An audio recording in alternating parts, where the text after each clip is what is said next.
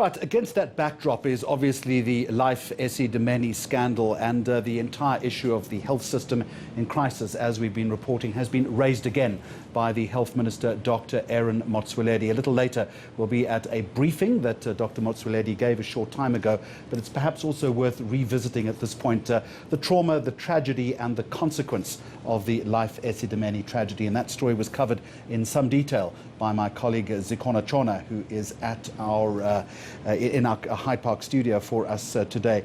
Maybe it is worth, Zikhona, reflecting very quickly. So just tell us again the big picture here. This really was a watershed case in the South African health sector. The question, of course, is what lessons were learnt as a result of that?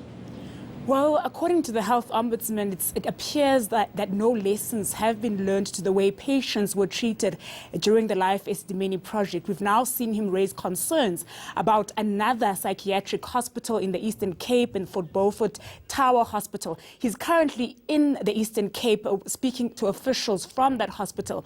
We saw a report from a former doctor who used to work there saying that patients are treated like they're in solitary confinement, saying that patients are eating food that has expired, also saying that deaths are happening there, but no one is saying much about them. As you understand, Fort Beaufort is a town that is far outside the Eastern Cape, surrounded by many villages. So a lot of media would go there to cover those deaths, saying that from as far back as 2010, there's about 90 deaths that have taken place at that psychiatric hospital, 4 in January alone. Now, the Eastern Cape Health Department has come out to dispute these claims, saying that this doctor does not have all the full facts. So it appears as though, in as much as the country needed to have learned a lot from the Life Esidimeni tragedy, we still need to do more in terms of taking care of psychiatric patients. They are so vulnerable and they are definitely helpless. I remember 2 weeks ago, we visited a psychiatric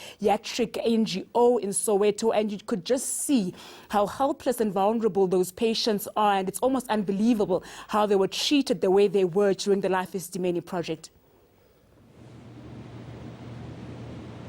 What one would have assumed, though, after the damning findings as far as Life Esidimeni was concerned, Zikhona, that other provincial authorities, and for that matter, national authorities, would have taken a close look at the findings and the recommendations and moved as swiftly as possible. You're referring to one specific hospital, but there's also a general sense that this particular concern could be applied to many other psychiatric institutions right around the country.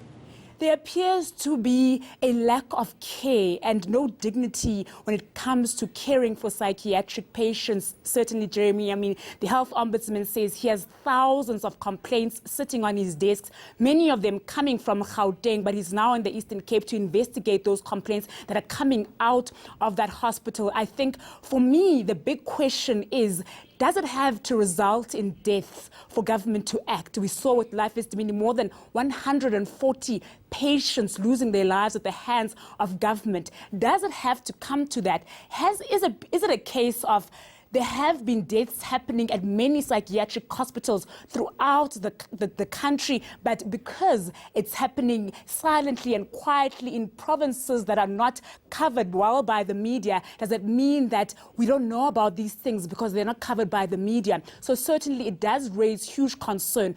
2 weeks ago, as I mentioned, we visited Takalani Home. That is an NGO that came out second in the highest number of deaths that took place there during the Life Esidimeni tragedy. That NGO is now registered with the Department of Health in Gauteng, but they are still struggling to get funding from the Health Department for things such as food. When we visited the facility, fridges were empty. They had no food at all. They were running on 1 week's supply of food. Now, it's only because of paperwork. That's why the department has yet to give them their funding. And even today, I checked with them, they say they still have not received the funding from the Department of Health in the province. Now, that's also the NGO that had a case of rape reported. That's also the NGO where the first patient died and they found that the patient had eaten paper out of desperation for food. Do we want more people to die before government can act on these officials that are in charge of these institutions?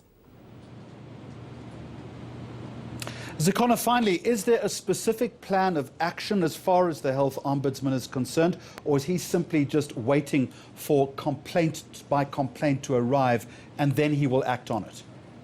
So what's happening now is that the Health Ombudsman is in the Eastern Cape in East London, meeting with officials from Tower Hospital who are implicated in the complaints that he has received from officials who work at the facility or from patients' families who have raised concerns about the treatment of patients in that facility. So after that, he will then release a report to the Health Minister to call for action on the part of the way that patients are treated at these facilities. But now we've seen with Life Esidimeni that there hasn't been much action taken against officials.